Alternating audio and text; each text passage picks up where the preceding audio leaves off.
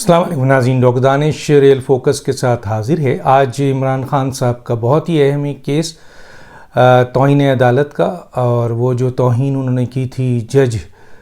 خاتون جج کی، اس کے حوالے سے جو پہلی پروسیڈنگ ہوئی تھی اس کے اوپر یقیناً بہت سارے سوالات سامنے آ رہے تھے کہ جوڈیشل ہسٹری میں اس طرح ریلیف نہیں دیا گیا عمران خان کو، اور جو پہلا جواب عمران خان نے داخل کیا تھا وہ انتہائی سخت تھا اور ان کو موقع دیا گیا۔ یہ بہت بڑا ایک فیصلہ تھا جو کہ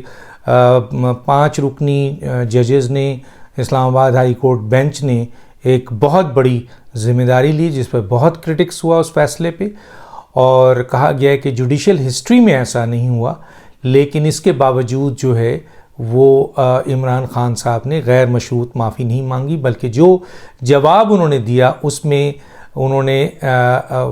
کلیریفیکیشن دی ہے، وضاحت دی ہے کہ ان کا مطلب یہ نہیں تھا، وہ سمجھے نہیں، انہوں نے ایسا نہیں کہا تھا، اگر ایسا ہوا ہے تو مجھے سوری کرنے میں کوئی نہیں، میں اپنے الفاظ واپس لیتا ہوں، میری سمجھ میں نہیں آیا، میں نے یہ کیا، ان وضاحتیں انہوں نے دی، جس کی بنیاد پر آج جو پروسیڈنگ ہوئی اس میں ججز کا جو آپ کے جو آبزرویشن ہے، جو اگر ہم آبزرویشن پہ جائیں، فیصلہ تو اپنی جگہ ہے لیکن جو آبزرویشن پہ جائیں تو وہ آبزرویشن بہت سخت تھی،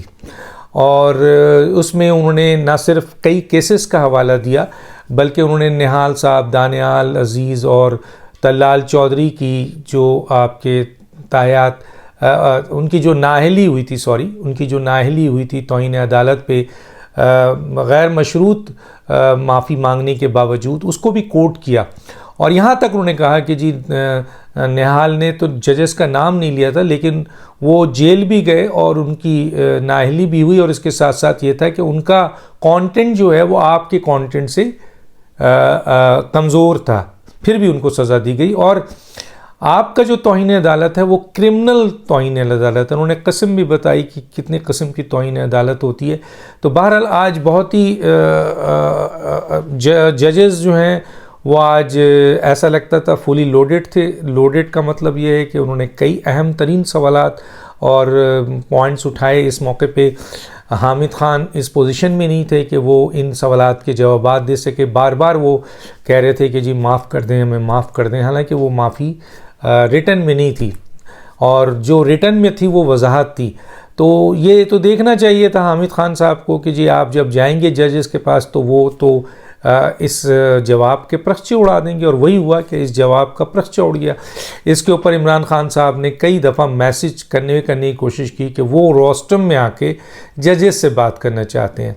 اب اس میں 2 ہی چیز ہو سکتی تھی، یا تو وہ وہاں آ کر معافی مانگ لیتے کیونکہ ان کی ہسٹری رہی ہے کہ وہ دیر نہیں لگاتے ہیں یو ٹرن لینے میں، اور دوسرا یہ تھا کہ کہیں ایسا نہ ہو کہ روسٹم میں آنے کے بعد وہ ایک تقریر جھاڑ دیں اور مزید توہین عدالت کے مرتکب ہو جائیں، یہ بھی ایک مسئلہ تھا۔ تو بہرحال ان کو موقع نہیں ملا، لیکن جس طریقے سے عمران خان صاحب، اور یہ بھی یاد دلایا گیا کہ عمران خان صاحب ایک عادی توہین عدالت کے ملزم ہیں، پہلے بھی انہوں نے توہین عدالت کی ہے، 2017 میں جو ہے وہ آپ کے الیکشن کمیشن جو انہوں نے معاف کر دیا، 2013 میں اور 14 میں جب آپ نے سپریم کورٹ سے انہوں نے توہین کی تھی اور پھر بھی غیر مشروط معافی مانگی تو معاف کر دیا گیا تھا، اور لیکن اس میں پابند کیا گیا تھا کہ آئندہ آپ کوئی ایسی توہین نہیں کریں گے، لیکن پھر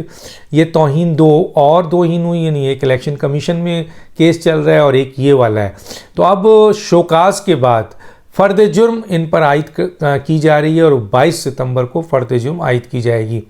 تو اگر آپ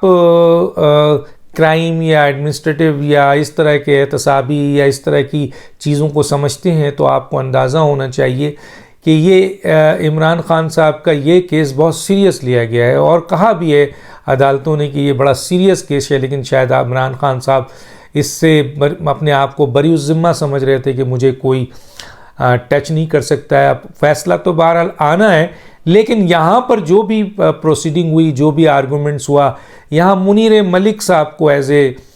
معاون کرایا گیا تھا۔ میں تو حیران تھا، یہ منیر ملک وہی شخصیت ہیں جنہوں نے کہا تھا کہ میں سپریم کورٹ کو آگ لگا دوں گا۔ تو جو سپریم کورٹ کو وکیل آگ لگانے کی بات کرے، وہ اگر سپریم کورٹ کو توہین کا مرتکب ہو، وہ اگر سپریم کورٹ میں کھڑے ہو کر ایڈوائز کرے یا معاون کا کردار ادا کرے تو مثلا سوال تو اٹھتا ہے ہم جیسے طالب علم کے ایک ایسا شخص جو سپریم کورٹ کو آگ لگا رہا ہے، وہ توہین کا مرتکب ہو رہا ہے، وہ الگ بات ہے کہ اس کے خلاف توہین عدالت کی کارروائی نہیں ہوئی، اس کو سزا نہیں ہوئی، لیکن اس نے وہ الفاظ ادا کیے تھے جو توہین کے مرتکب ہے، تو ایسا وکیل کس بنیاد پہ معاون ہو سکتا ہے؟ چنانچہ وہ ہوئے۔ اس کے بعد مخدوم علی خان سے یہ امید نہیں تھی کہ وہ اپنے آرگومنٹس میں ریلیف کی بات کریں گے، جبکہ ایک شخص پہلے بھی اٹارنی جنرل نے یہاں پہ بڑی زبردست بات کی، انہوں نے یہ بات کی کہ یہ ایک ہیبیچول ملزم ہے اور بار بار یہ توہین عدالت کر رہا ہے، ایک دفعہ نہیں بار بار، تو ایسے شخص کو کیسے معاف کیا جا سکتا ہے؟ بہرحال عدالت نے پہلے شوکاز کیا اور اب جو ہے فرد جرم عائد کی جا رہی ہے۔ تو ایک لحاظ سے قانونی جو ماہرین ہیں وہ یہ کہتے ہیں کہ عمران خان آدھے سے زیادہ مجرم تو ہو چکے ہیں، اب ظاہر ہے ایک پروسیجر ہوتا ہے، اس پروسیجر کے تحت اب ایویڈنس سامنے کلیکٹ ہوں گے، آرگومنٹس ہوں گے، اینڈ دین پھر اسلام آباد ہائی کورٹ جو ہے وہ فیصلہ دے گی۔ لیکن یہ فیصلہ متفقہ تھا، پانچوں جج کا متفقہ فیصلہ ہے کہ عمران خان کے اوپر فرد جرم عائد کی جائے۔ عمران خان صاحب کا جیسے میں نے کہا کہ جی وہ ایک ہیبیچول عادی ملزم ہے، یہ بھی ڈسکس ہوا ہے۔ اب سوال یہ پیدا ہوتا ہے کہ کیا عمران خان اگلی پیشی میں جو 22 تاریخ ہے اس پہ عدالت کے سامنے کھڑے ہو کر غیر مشروط معافی مانگ لیں گے یا نہیں مانگیں گے؟ دیکھیں یہ کیس عمران خان کی سیاسی زندگی کے لیے اب تک جو فرد جرم عائد کرنے والی بات ہوئی ہے، ایک سیاسی شخصیت کے لیے بڑا ڈیمیجنگ ہے۔ اب اگر 22 تاریخ کو عمران خان، اور ان سے امید بھی کی جا سکتی ہے کیونکہ وہ یو ٹرن لینے میں بہت ماہر ہیں اور پہلے بھی انہوں نے معافی مانگی ہے، اپنے اقتدار کے لیے، اپنی ذات کے لیے، اپنے مفادات کے لیے وہ اپنی انا کو قربان کر سکتے ہیں، لیکن ملک کے لیے یا اداروں کے لیے یا آپ کے خود پارٹی کے لیے وہ اپنی انا کو قربان نہیں کر سکتے۔ تو لوگ یہاں تک کہہ رہے ہیں کہ عمران خان صاحب کا وہ گھمنڈ، اکڑ، تکبر کا بت جو ہے آج پاش ہو گیا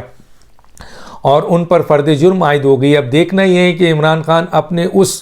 اکڑ، گھمنڈ، تکبر کے بت کو، جو کہ انہوں نے 2 دفعہ عدالت نے ان کو موقع دیا کہ وہ غیر مشروط معافی کے طور پر آتے ہیں نہیں کیا۔ پہلا جواب بھی بہت سخت تھا اور دوسرا جواب بھی ایکسپلینیشن سے تھا، لیکن وہ انکنڈیشنل معافی نہیں تھی۔ تو کیا تیسری دفعہ عمران خان صاحب، کیونکہ فرد جرم ہونے جا رہا ہے اور ان کے خلاف جو گواہ ہیں، ثبوت ہیں، وہ اتنے سالڈ ہیں کہ قانونی طور پر جو ہے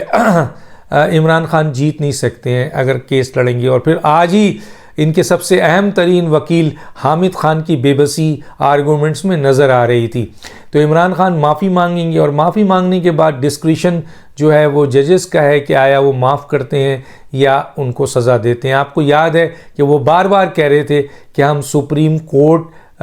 کے فیصلے کے پابند ہیں۔ بالکل، آرٹیکل میرے خیال ہے کانسٹیٹیوشن کا 189 ہے جس کے تحت سپریم کورٹ کی ججمنٹ کے پابند ہیں، نیچے لوور کورٹ جتنے بھی ہیں وہ پابند ہیں۔ تو اس لیے 189 کے تحت یہ سارے کورٹس جو ہیں وہ سپریم کورٹ کے اس ججمنٹ کے پابند ہیں جس میں 5 آدمیوں کو سپریم کورٹ نے 4 کو معافی مانگنے کے باوجود، انکنڈیشنل معافی مانگنے کے باوجود ان کو جو ہے وہ سزا بھی دی اور ان کو نااہل بھی کیا، اور یوسف رضا گیلانی کو بات نہ ماننے پر یا ڈیلے کرنے پر جو ہے وزارت عظمیٰ سے بھی ہٹایا، سزا بھی دی اور ان کو نااہل بھی کیا۔ تو یہ ججمنٹ آلریڈی موجود ہے جو بہت ہی اسٹرانگ ججمنٹ ہے عمران خان کے حوالے سے کہ اس کیس میں، کہ آیا اس کیس میں عمران خان اگر معافی بھی مانگتے ہیں تو کیا اس ججمنٹ کو سامنے رکھتے ہوئے ججز عمران خان کو معاف کریں گے یا نہیں کریں گے۔ تو اس ججمنٹ کو اگر آپ دیکھا جائے تو بظاہر بالکل کلیئر ہے کہ عمران خان صاحب کو معاف نہیں کیا جائے گا۔ خود عدالت اس کو کوٹ کر رہی تھی کہ ہم پر باؤنڈنگ ہے سپریم کورٹ کا وہ فیصلہ سارا۔ دوسری طرف یہ بہت سیریس کیس ہے، بہت آگے بڑھ چکا ہے عمران خان اس کیس میں۔ اس کے علاوہ الیکشن کمیشن میں بھی توہین عدالت کا کیس ہے، توشہ خانہ کیس ہے، فورن فنڈنگ کا کیس ہے، حنیف عباسی کا کیس ہے، دہشت گردی کا کیس ہے، اس کے علاوہ آپ کے بغاوت کا کیس ہے۔ کئی کیس میں عمران خان جکڑے جا چکے ہیں، اور جس طرح عمران خان فوج کو اس وقت ٹارگٹ کر رہے ہیں، آرمی چیف کی اپوائنٹمنٹ کو ٹارگٹ کر رہے ہیں، اور جس طرح عدالتوں کو ٹارگٹ کر رہے تھے، اس چیز پہ یہاں پر ان کے ارد گرد بہت بڑا دائرہ رکھ گیا۔ آپ کو بتاؤں 63G اور 204 یہ کہتا ہے کہ صرف عدالت نہیں بلکہ اگر election commission, chief election commissioner کو بھی اگر تضییق کا نشانہ بن جائے، اور فوج کے ادارے کو اگر تضییق کا نشانہ بنایا جائے اور اس کے افسروں کو نشانہ بنایا جائے، تو بھی 63G کے تحت 5 سال کے لیے نااہل ہو سکتے ہیں۔ مسئلہ یہ ہے کہ یہ کیس کون سنے گا؟ ڈائریکٹ فوج اپنے جیٹ برانچ میں اس کو لے کے آئے، یہ بھی عدالت نے اٹھانا ہے کہ آپ تو 204 کے مرتکب ہیں، جس میں صرف عدالت نہیں بلکہ آپ فوج کو، تو بہت جلدی کچھ قانونی ماہرین کا یہ کہنا ہے کہ یہ جو فوج کے خلاف وہ تضییق ہے اور یہ پوری ایک سازش کر رہے ہیں اور ملائن کر رہے ہیں اور فوج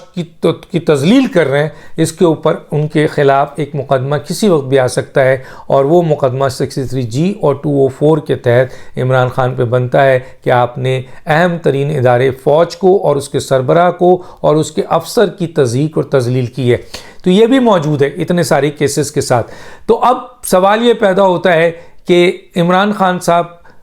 تقریباً اب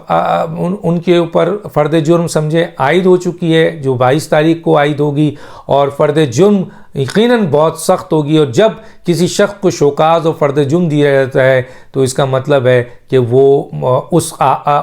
اس کیس میں وہ مکمل طور پر تو نہیں لیکن کافی حد تک وہ مجرم ہو جاتا ہے۔ عمران خان کے جیل جانے کے لیے کئی راستے کھل چکے ہیں۔ عمران خان صاحب اب آخری کھیل کھیلیں گے اپنے آپ کو بچانے کے لیے کہ وہ عوام کو نکال کر ایک کلیش کرنا چاہیں گے، جو کہ اس وقت انڈر پروسیس ہے ڈسکشن، جو کہ PTI کے چند لوگوں نے بتایا ہے، بلکہ عمران خان نے کئی جگہ پہ یہ کہا ہے، فواد چودھری یا دوسروں نے، کہ عمران کو اگر سزا دی گئی ہے، عمران خان صاحب کے خلاف فیصلہ آیا تو عوام نکلے گی اور وہ ریئیکٹ کرے گی۔ تو یہ عوام نکل نہیں رہی ہے، بلکہ اس کو نکالنے کے لیے عمران خان نے بھی کہا ہے کہ میں آخری کال دوں گا، اور ان کے لوگ، لیکن کیا ان کی یہ جو لوگ ہیں جو بظاہر ان کے فین کلبز ہیں، پوری عوام تو ہم نہیں کہہ سکتے، کیا وہ اس ریاست اور حکومت، ریاستی ادارے اور آپ کے حکومتی اداروں کے سامنے نکل سکتے ہیں، ٹھہر سکتے ہیں؟ جو کہ میں کہتا ہوں ناممکن ہے۔